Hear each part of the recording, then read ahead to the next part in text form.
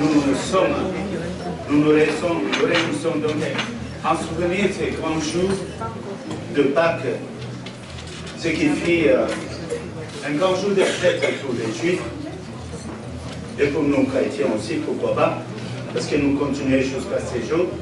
Mais il serait important, c'est que nous puissions revenir en arrière pour comprendre au fait ce qui cache ces sacrifices de notre Seigneur Jésus-Christ.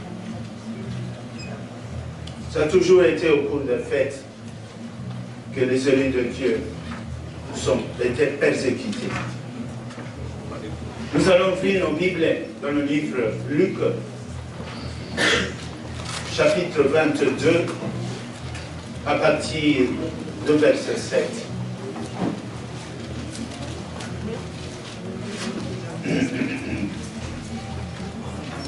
Je vais lire au nom de Jésus. Les jours de pain sans levain, où l'on devait immoler la Pâque, arrivent. Et Jésus envoya Pierre et Jean en disant, allez nous préparer la Pâque, afin que nous la mangions. Ils lui dirent, que veux-tu que nous la préparions? Où veux-tu que nous la préparions? Il leur dit, voici, quand vous serez entrés dans la ville, vous rencontrerez un homme portant une cruche d'eau, suivez-le dans la maison où il entrera. Et vous lui direz au maître de la maison, le maître te dit, où est le lieu où je mangerai la Pâque avec mes disciples?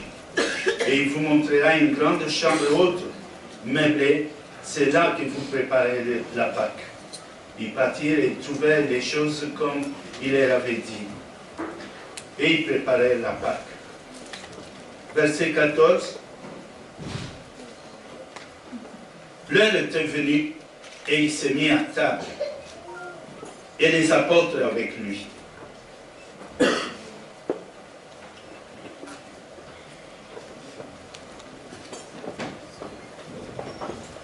Il leur dit, j'ai désiré vivement manger cette Pâque avec vous avant de souffrir. Car je vous l'ai dit, je ne la mangerai plus jusqu'à ce qu'elle soit accomplie dans le royaume de Dieu. Et ayant pris une coupe, rendit grâce et dit, prenez cette coupe et distribuez-la entre vous. Car je vous l'ai dit, je ne boirai plus désormais du fruit de la vigne jusqu'à ce que le royaume de Dieu soit venu. Que le Seigneur soit béni. Amen. Que le Seigneur soit loué. Amen. Si aujourd'hui nous revenons là derrière pour écouter, pour reprendre, pour essayer de comprendre encore une fois par la grâce de Dieu ce qui s'est passé ces jours-là, Jésus est clair quand il parle d'ici,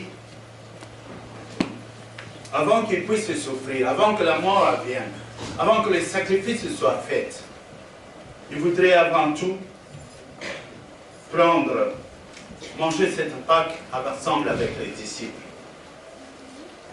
La Pâque, en réalité, comme nous voyons souvent quand nous mangeons le pain, la Bible dit le pain sans levain.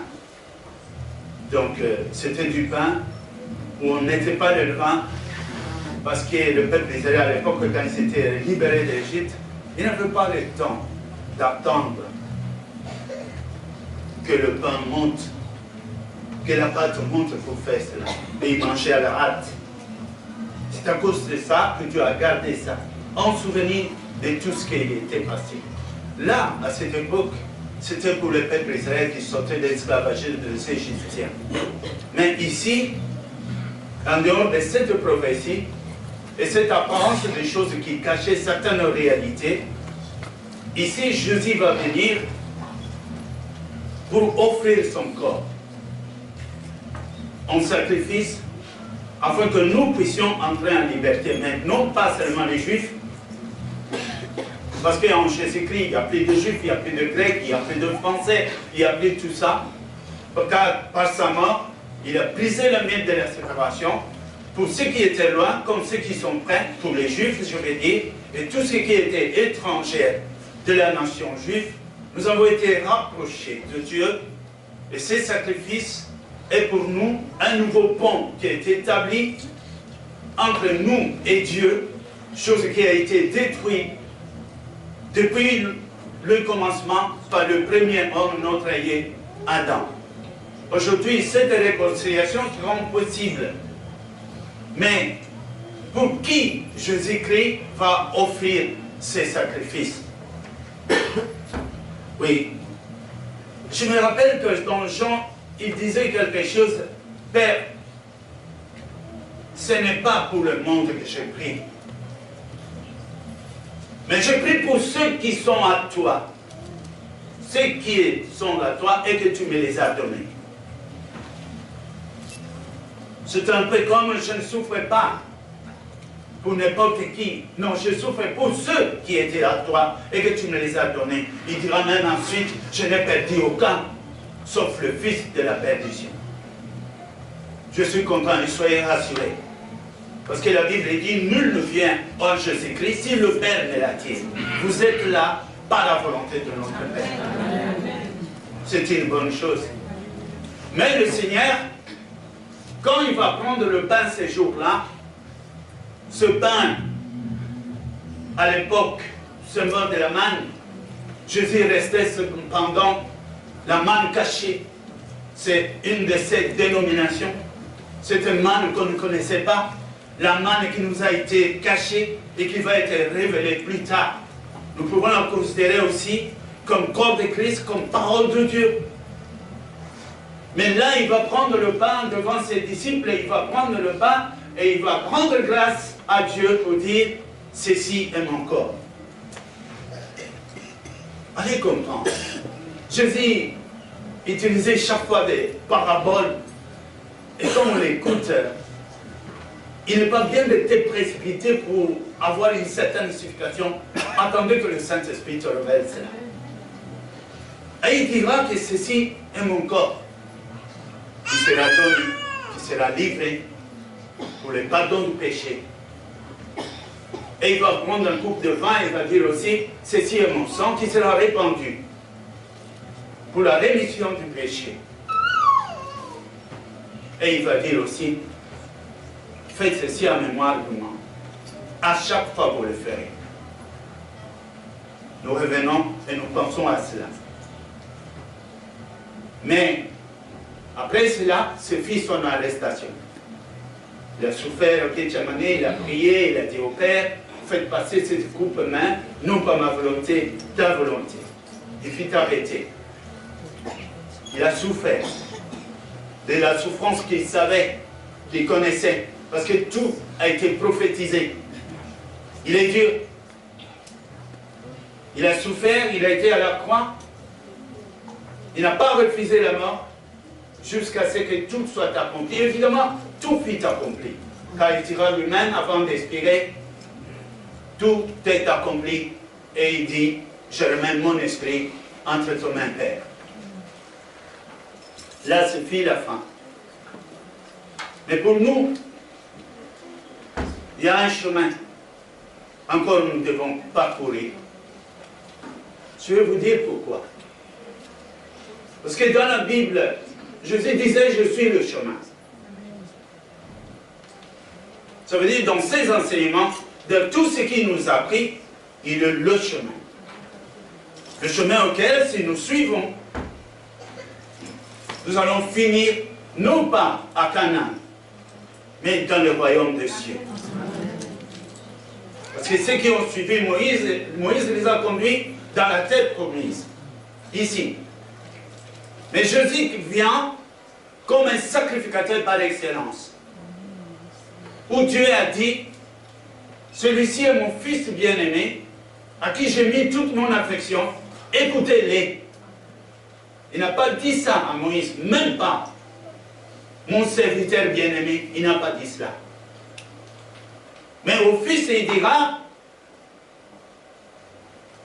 ton Dieu, oh Dieu, Dieu l'appelle Dieu. Évidemment, c'est tout à fait normal. Qui est Jésus? La Bible dit, il est l'image visible de Dieu invisible. Colossiens 1,15. Mais il va dire plus loin. Il est la représentation de ce Dieu dont on a tant parlé, mais qu'on ne pouvait voir, oui, parce qu'il avait même dit à Moïse, personne ne peut me voir et vivre. Mais en Jésus-Christ, Emmanuel, Dieu avec nous, le Dieu qui est invisible, Yahweh, Elohim, El Shaddai, ce Dieu-là, il s'est rendu visible dans Jésus-Christ. Pourtant aussi l'image de l'homme, Emmanuel, qui signifie Dieu parmi nous. Et il est venu. Dieu est venu pour accomplir une tâche, je crois, une promesse. Une promesse qu'Abraham attendait. Parce qu'il avait dit, quand Abraham sut que j'allais venir, quand Abraham sut cela, il a tressailli de joie. Les gens disaient, mais comment tu parles d'Abraham, tu n'as même pas 50 ans. Et il a dit, avant qu'Abraham fît, moi je suis. Oui, avec Abraham, il a discuté avec Abraham. C'était encore Dieu. Jésus est Dieu. Qui a parlé avec Abraham un jour pour lui dire, donne-moi ton fils. Je crois que Dieu ne voulait pas donner son fils à celui qui refuserait son fils. Et avant de promettre, avant de choisir Abraham, il voulait savoir si Abraham, lui aussi, était capable de lui offrir le fils. Il en avait deux. Mais Dieu doit choisir le meilleur, l'enfant de la promesse, l'enfant de la femme qu'il aimait. C'est justement celui-là. Offre-moi ton fils. Il a déjà vu des agneaux partir et tout ça, là, étonnant. Abraham était pour Dieu. S'il n'était pas pour Dieu, il allait dire à sa femme, Dieu me demande Isaac. Et sa femme allait prendre toutes les mesures, d'appeler la belle famille peut-être, pour dire mon mari est devenu fou. Il va égorger notre fils, faites quelque chose. Mais Abraham prend toutes les précautions, ne dit rien à sa femme, il prend les serviteurs et monte avec son fils. Cette montagne qu'Abraham a entreprise, à monter avec Isaac sur la montagne, était aussi l'image de Golgotha. Quand ils arrivent sur la montagne, Isaac regarde, il manquait quelque chose. Où est l'agneau? Alors, père, mais où est l'agneau? Il y a le feu, il y a le bois, il y a tout. Il y a le couteau. Et Abraham répondra, Dieu pourvoira. Et quand il dit Dieu pourvoira, et c'est qu'Abraham avait caché à son fils, mais son fils finit par comprendre, quand le père s'est saisi de lui, il va le ligoter. Isaac n'a pas dit, il va se battre avec Abraham. Je crois qu'il disait, je t'appartiens, père, je suis à toi. Si tu veux, tu fais de moi ce que tu veux. Et Abraham a pris Isaac, il l'a ligoté, il l'a mis sur le bois. Et il a dit maintenant à Dieu, voici le sacrifice dont tu veux. Le problème était lequel? À quel niveau était l'amour de Dieu dans le cœur d'Abraham? Qu'est-ce qui était de plus cher à Abraham? C'était son fils. Et d'autre part, quand nous regardons bien, qu'est-ce qui pouvait sauver l'homme dans son péché? Sauf une chose, ce qui était aussi de plus cher en Dieu, et c'est qui? Jésus-Christ, son fils. Mais il va tester d'abord Abraham. Il va regarder Abraham comment il réagit. Et Abraham n'est pas seul. Parce que nous sommes des enfants d'Abraham. Par la foi. Et quand Abraham va lever la main, l'ange va intervenir. Abraham, Abraham, arrête. Parce que cette fois, je sais. Je sais. Et quand il va tourner la tête, il voit un bélier, il va le prendre, le sacrifice, le bouc émissaire, à la place de l'homme. ces béliers, l'image de Christ. Cette histoire est passée. Qui pouvait s'en souvenir? Plus personne. Mais Dieu avait ça dans ses promesses. Et quand Dieu promet quelque chose, il finit par le réaliser. Jusqu'au jour où le moment était venu, celui qu'on attendait est arrivé. Le Messie, né d'une vierge, Emmanuel, Dieu parmi nous. Après qu'il nous a enseigné, première mission, et qu'il nous a montré réellement qu'il détient le pouvoir de la vie et de la mort, qu'il était capable de soigner, de guérir, même des gens, même de morts, revenaient à la vie. Après qu'il ait fini de faire cela, comme il disait, le but, c'est de connaître Dieu et de connaître celui que Dieu a envoyé, à savoir Jésus-Christ. Il disait, personne ne connaît le Père. C'est lui qui descend du Père et qui est venu vers vous. Il disait aussi, pourquoi vous cherchez le Père? Qui m'a vu a vu le Père? Ça ne m'étonne pas. Parce que dans le livre des Corinthiens 5, 19, je crois, la Bible dit, Dieu était en Christ sur la croix, réconciliant le monde avec lui-même, en n'appliquant point aux hommes les offenses. Mais il a pris toutes ces offenses, la culpabilité, tout, il a porté ça sur lui. Afin que l'homme créé à son image soit réconcilié avec Dieu. Et alors, de la même manière que Abraham a obéi et il est allé jusqu'au bout, la promesse de Dieu devait se réaliser aussi sur la descendance d'Abraham. Et là, c'était le cas. Quand Jésus disait, ceci est le pain, ceci est mon sang, le vin, il parlait au fait de lui-même. Il ne parlait pas de vin, mais il parlait de son sang. Là, c'était symbole. Là, c'est aussi la symbole. Regardez. Bientôt ici après, nous allons être invités à la table du Seigneur pour manger de ce pain et boire de ce sang que nous respectons, que représente le corps de Christ. Mais pas seulement. Parce que où est-ce que nous allons mettre cette phrase « Faites ceci en mémoire de moi ». Elle joue sur les deux camps. Faites ceci en mémoire de moi, en tant que symbole, mais aussi concrétiser cela dans notre personne. C'est là où très souvent nous ne comprenons pas. Quand il dit « Faites ceci en mémoire de moi », mais la Bible dira aussi, quelque part, dans le livre de Romains chapitre 12, 2, 1 à 2, je vous exhorte donc, frères, par la compassion de Dieu, à offrir vos corps comme un sacrifice vivant, ce qui sera de votre part un culte raisonnable. Nous rejoignons Abraham. Abraham a offert son fils à Dieu, mais c'était pour voir. Plus tard, Dieu le fait vraiment. Mais nous aussi, nous sommes invités en tant qu'Abraham à offrir nos corps. Et j'ai réfléchi là-dessus. Abraham a offert le Fils, et Dieu a offert le Fils. Mais qui est le Fils? Les corps visibles de Dieu invisible. Et nous, qu'est-ce que nous offrons? Je peux dire que non, c'est pas moi. Je veux offrir mon fils.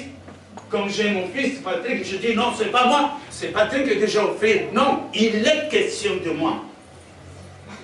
Parce que Jésus, quand il arrive, dans le livre d'Hébreux chapitre 10, il va dire, je regardais le livre des Rouleaux, je regardais ce qui est demandé, il est question de moi. C'est de moi il s'agit. D'abord, comme sacrificateur, c'est lui. Et aussi comme l'agneau, c'est encore lui. Et qu'est-ce qu'il dit? Puisque c'est comme ça, ô Père, je viens donc pour faire ta volonté. Qu'il en soit ainsi. Et Jésus va prendre la croix et dit, je la prends moi-même. Personne ne m'ôte la vie.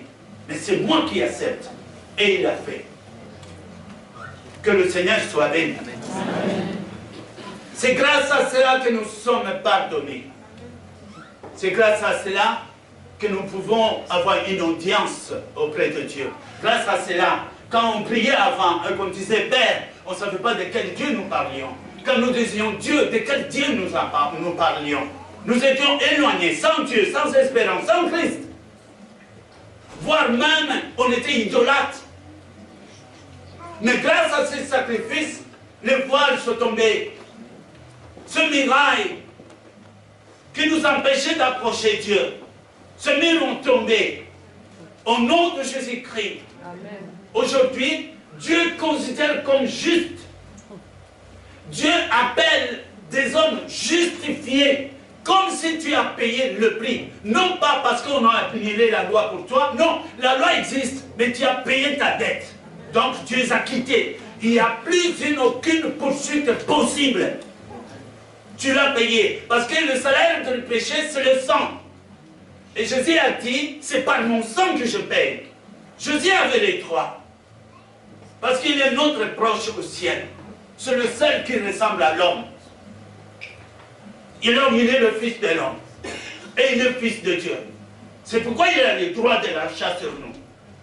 Et alors il paye par son prix le sang. Lui, innocent, il se fait passer comme un pécheur, comme un criminel, comme un maudit. Et il est crucifié. Et par son innocence, il a ainsi le droit de nous réclamer. Car maintenant, il n'y a plus de condamnation à tous ceux qui font confiance à la croix de Jésus-Christ. Nous sommes donc justifiés comme si on avait obéi à la loi, alors que nous n'avons même pas obéi à cette loi, tout simplement parce que la justification est faite par le sang de Jésus-Christ. Par ce quoi nous restons un don du Saint-Esprit, qui est l'Esprit de Dieu lui-même, qui vient nous habiter, afin de nous conduire selon la volonté de Dieu. Nous sommes appelés saints déjà, à partir de cela. Mais les choses ne se terminent pas là. Parce que la Bible dit, à cause de cela même, nous sommes invités, nous, moi, à mon tour, de m'offrir à Dieu. Sinon, ça servait à quoi? Christ a été mis à mort afin que ceux qui lui vont faire confiance puissent l'appartenir. C'est la même chose comme Dieu, c'est écrit aussi dans le livre des Romains, dans le chapitre 6, il va dire, nous avons été mis à mort quant à la chair, quant au monde, quant à la vie passée, afin que nous appartenions à un autre. Maintenant, cette mort que nous avons subie n'est pas la mort de la croix, mais nous avons fait mourir ce qui était en nous, les passions de la chair, les choses du monde, les choses qui nous attachaient, notre orgueil, la cupidité, l'ivrognerie, les excès, de tout, qui faisaient de nous des instruments du diable. Nous avons utilisé nos forces pour la gloire du diable. Nous avons utilisé notre beauté pour la gloire du diable. Nous n'avons pas été des adorateurs, nous avons été des séducteurs, des orgueillés, sans le savoir. C'est à cause de cela. Quand on vient vers Christ, on nous parle de la repentance. La repentance, c'est prendre une position contraire de ce que tu avais avant. Si tu allais vers le nord, maintenant tu iras au sud. Et si tu partais au sud, tu iras au nord. La repentance. Renoncer à toutes ces choses-là. À cause de Jésus. Parce que je réalisais, celui qui était à la croix est Dieu. Et qu'il a son sang en coulé. Je dis toujours que le sang, ça fait peur. Même quand on roule dans les autoroutes, là, sur les autoroutes, si tu vois du sang, on ne roule pas dessus. On fait toujours attention pour rouler à côté. Pourquoi? Le sang, ça fait peur. Mais ça peut être aussi le sang d'un animal. Alors c'est moins de valeur. Si c'est le sang humain, ça fait peur. Ah, qui? C'était qui? On n'ose même pas passer là. Il faut que ça soit nettoyé. Mais s'il s'agit du sang de Dieu, Ici, il s'agit de la vie, de la chair de notre Dieu, Jésus-Christ. Un sang innocent.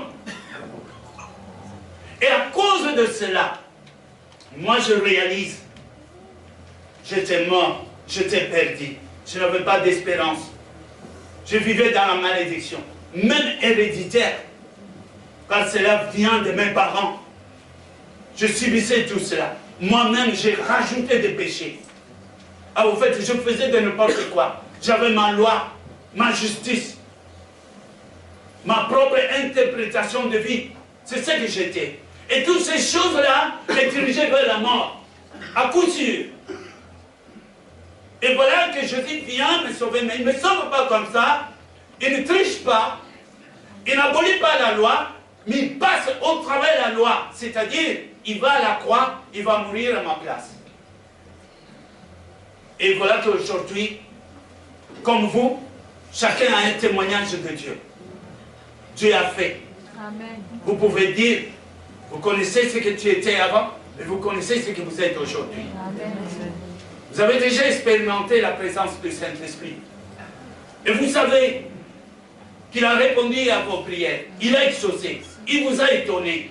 Il a su montrer qu'il est présent. Il vous parle. Il vous montre l'avenir, comme la Bible dit. Rien ne vous arrivera avant que je vous prévienne. Toutes ces choses-là se sont faites.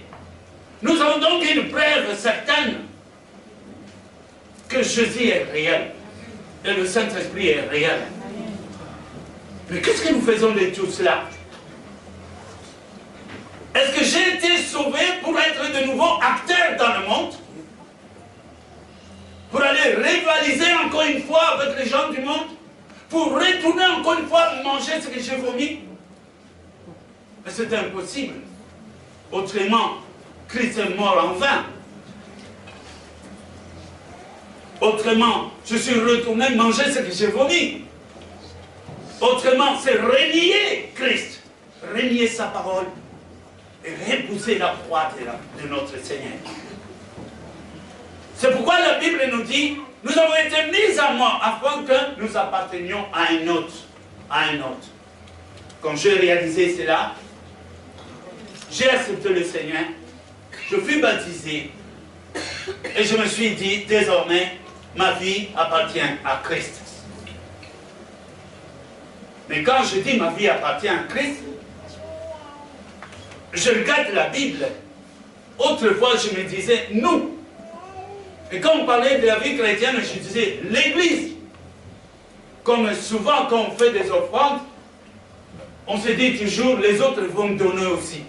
Alors je vais donner seulement ça. Parce qu'on compte sur les autres. Mais dans l'appel de Dieu, ce n'est pas comme ça. La Bible n'est pas Bible comme nous le croyons. C'est une lettre écrite par votre Père. Il t'a été destiné comme un testament. Là-dedans, il y a tes obligations et tes droits.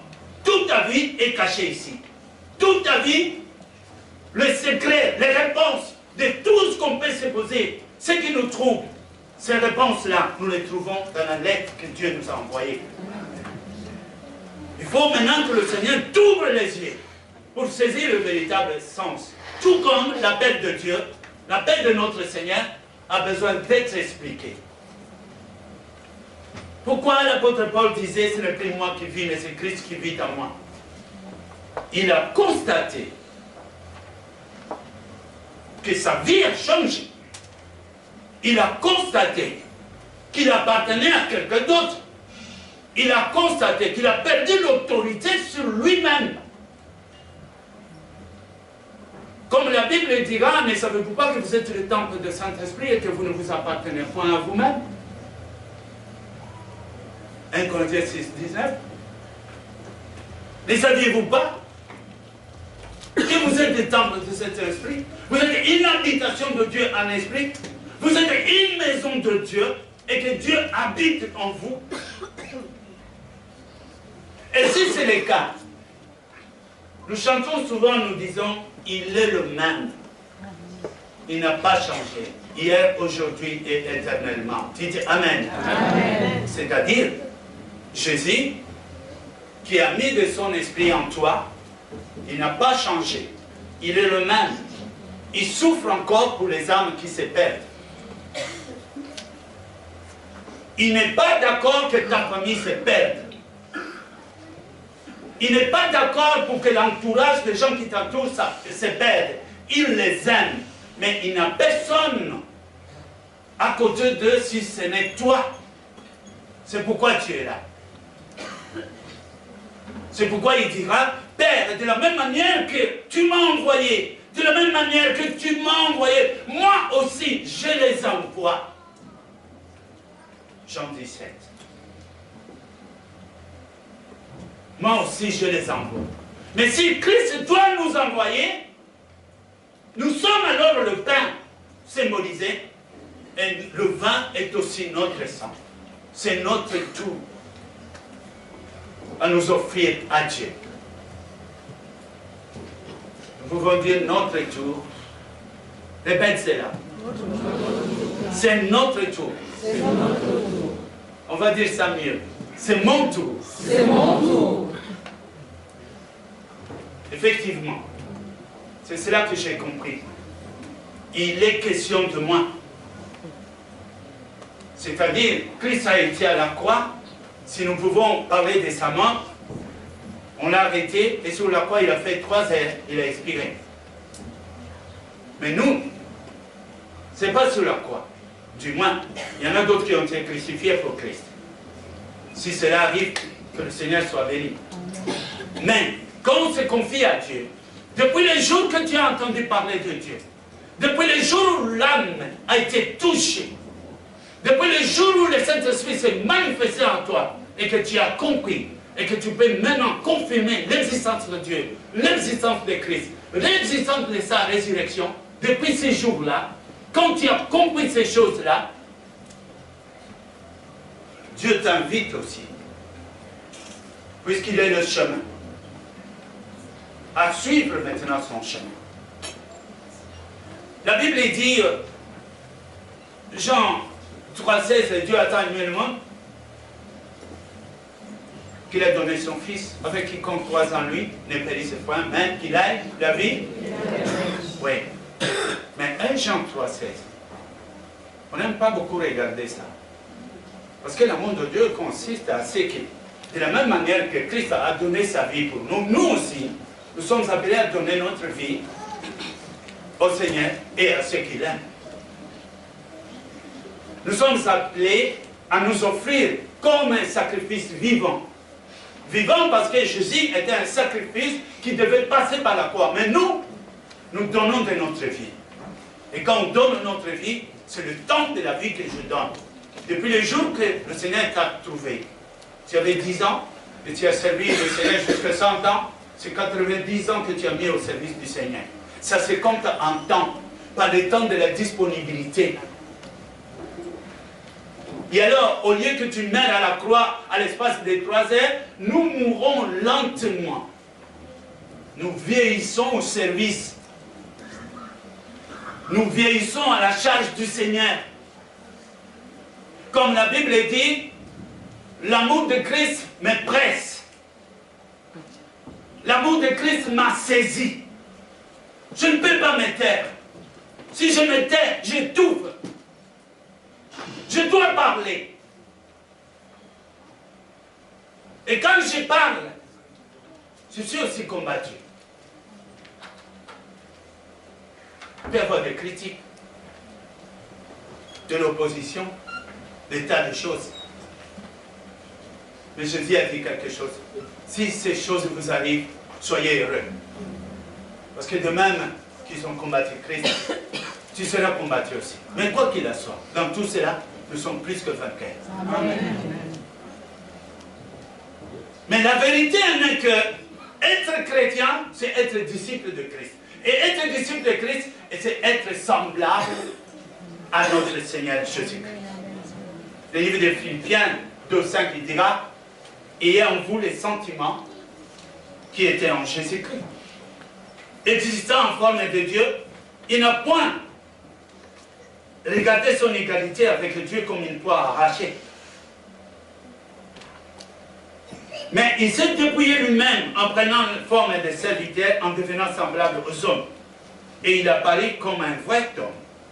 Un vrai homme. Il s'est humilié lui-même, se rendant obéissant jusqu'à la mort. Et même jusqu'à la mort de la croix. C'est pourquoi Dieu aussi l'a souverainement élevé et lui a donné le nom qui est au-dessus de tout nom, afin qu'au nom de Jésus-Christ, tout genou fléchisse dans les cieux, sur la terre et sous la terre, et que toute langue confesse que Jésus est Seigneur à la gloire de Dieu le Père. Et l'apôtre Paul dit dans sa prière, c'est que nous connaissions le Christ, le connaître et avoir une expérience avec lui, qui t'habite, qui soit le centre de la vie. Le centre. Ce qui vient de Dieu et ce qui vient vers toi passe par Christ. Et ce qui est de toi, pour aller vers le Père, ça passe au travers de Christ. Nos relations humaines, avant que ça me touche, ça passe au travers de Christ. Christ comme centre. Parce que tout subsiste en lui. Et c'est là où je suis. Je regarde plus les choses de ma manière. Ce sont plus mes projets qui priment, mais ce sont les objectifs de Christ. En sachant qu'il est mort à cause de moi, afin que moi aussi, je puisse donner ma vie à lui. Le livre de 2 Corinthiens, chapitre 5, 14, nous parle suffisamment de ça. À ceux qui ont discerné, parce qu'il s'agit ici du discernement. À ceux qui ont compris, parce qu'ici il s'agit de la compréhension. Allons à l'au-delà de ce qui est caché.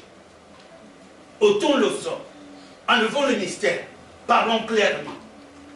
Ceux qui ont discerné qu'un seul est mort pour tous, tous aussi se sont présentés pour donner de leur vie à cause de celui qui est mort à cause de nous.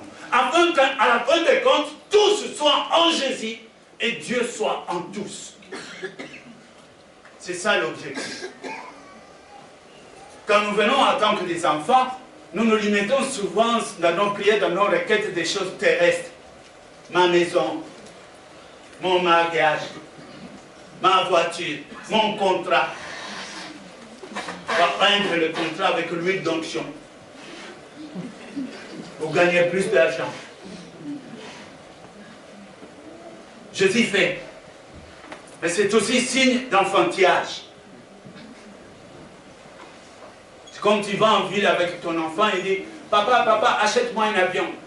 Il ne parle pas de Boeing, hein? Si tu cherches la vitrine, tu vas voir son avion. Et je le comprends, c'est son âge. Mais ici, nous sommes pris au biberon. Dieu nous parle clair. Si Moïse a conduit son peuple au Canaan, nous, c'est le royaume de Dieu. Dites Amen. Amen. C'est là. Alors nous sommes invités à être participants de la nature divine. Ne sois pas étrangère dans la vie de Dieu. Ne sois pas étrangère dans la vision de Dieu. Pendant que Jésus lève les yeux, dit, lève les yeux, regarde, les champs ont blanchi, les âmes sont en train de se perdre, il y a peu d'ouvriers, la moisson est grande. Nous prions le Saint-Esprit qu'il envoie des ouvriers. Mais toi, qui es-tu? De quel côté es-tu acteur? Tu es acteur dans le monde ou tu es acteur dans le Seigneur? C'est que moi je sais, quand au monde nous sommes étrangers. Je ne partage plus la joie du monde.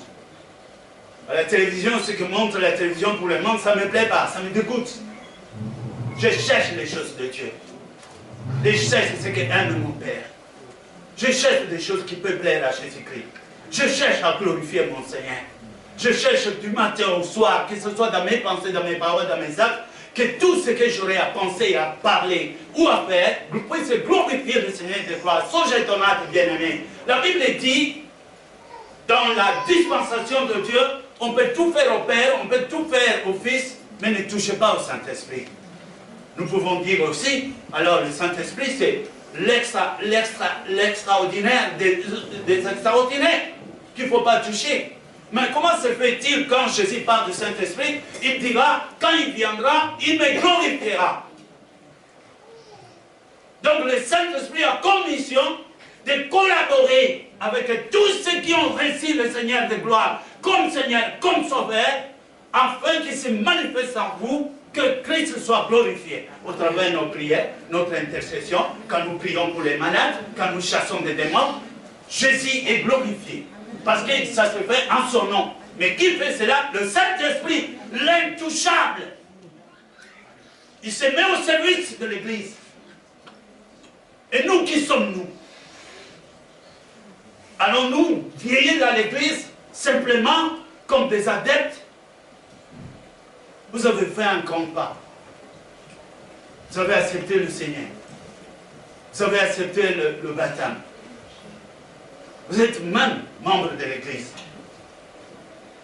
Vous participez à vos dîmes.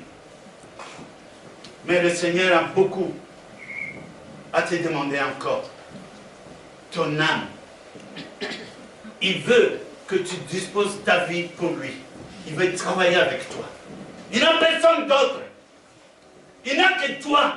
Pierre ne reviendra pas, Paul ne reviendra pas. Tous les 53 prophètes ne reviendront pas. Leur mission est finie. C'est nous qui sommes acteurs du moment. Le 20e siècle, ici à Paris, c'est nous. Dites, c'est nous. C'est nous. Dites aussi, c'est moi. C'est moi. Il est question de moi. Il est question de moi. Voilà la vérité. Beaucoup d'appelés, très peu d'élus. Pourquoi? Parce que tous sont appelés. Mais quant au sacrifice du Fils, là, on s'abstient. Chacun trouve son excuse. Mais je ne dis pas que vous êtes mauvais. Je dis seulement que l'ignorance ne sauve pas. Et il nous faut connaître la vérité. Et Jésus est la vérité. Il est le chemin. Il a dit lui-même, vous connaîtrez la vérité. Et la vérité par la vérité vous serez affranchis. De quelle vérité parlait-il? Mais ça va, l'au-delà. Nous sommes dans le pain. Nous sommes dans le vin. Le pain maintenant c'est moi. Je mange et je fais comme lui. Donc, je suis dans mon chemin. Ma vie est livrée. Je ne suis plus acteur dans le monde. Beaucoup sont dessus. Peut-être dans la famille. Ah, s'il travaillait là encore avec moi. Oh, s'il était là. Dieu n'est pas contre notre travail. Non. Et tout le monde ne sera pas pasteur. Tout le monde ne sera pas prophète. Tout le monde ne sera pas docteur. Tout le monde ne sera pas tout ce que... non. Mais il y a quelque chose qui est vrai. Nous sommes tous témoins de Christ. Et quand on parle de témoignage, il s'agit de ce que Dieu a fait en toi. La preuve de tout ce qui a été écrit t'a été manifesté. Si Dieu a répondu sur quelque chose, si Dieu a exaucé ta prière, si Dieu a touché ta famille, il a fait un miracle quelque part, ce n'est pas seulement pour le bénéfice du miracle, mais c'est avant tout pour confirmer ce que tu as entendu. C'est pour te dire, tu vois, ce que tu as entendu, c'est moi qui le fais. C'est un cachet. C'est une empreinte sur sa parole. C'est une empreinte dans ton cœur pour te confirmer. Et maintenant, quelle excuse nous allons avoir? Nous avons accepté, nous sommes même séparés de ceux qui nous étaient proches, des amis. C'est un lien. On nous comprend puis on nous traite de tout. Mais on a persévéré. Tu as dit, jamais je n'abandonne Jésus. C'est bon. Mais ne nous arrêtons pas là. Dans le livre des Galates, il dit, vous couriez, c'est bien. Vous marchez, c'est bien. Qui vous a dit de vous arrêter? Avant même que tu répondes, Dieu te dit, cela ne vient pas de moi. Regarde bien. Tu as été détourné par le bruit des vagues. Alors le Seigneur nous appelle. Il nous interpelle aujourd'hui. Bien-aimés, quelle est la réponse à donner à Jésus-Christ face au sacrifice? N'est-ce pas que nous, si nous puissions nous lever et dire à Jésus-Christ, Seigneur, j'ai compris, maintenant je viens. Fais de moi ce que tu veux. Je dépose devant toi mon corps, mon âme et mon esprit toute ma vie. Agite en moi. Si nous faisons cela, les royaumes des cieux nous seront grands d'apports. Nous serons grands ouverts. Nous serons accueillis avec les honneurs. Alléluia. Est-ce que nous sommes là? Amen. C'est comme s'il n'y a personne. Quelqu'un dans la salle. Amen. Et c'est qui le Seigneur? Jésus. Amen. Que le Seigneur bénisse cette parole. Amen. Maintenant, parle comme un fils. Réponds au sacrifice de Christ. Nous lui devons quelque chose. S'il a payé le prix pour nous, c'est à notre tour de donner de notre vie pour lui. Mettons-nous debout. Au nom de Jésus. Amen.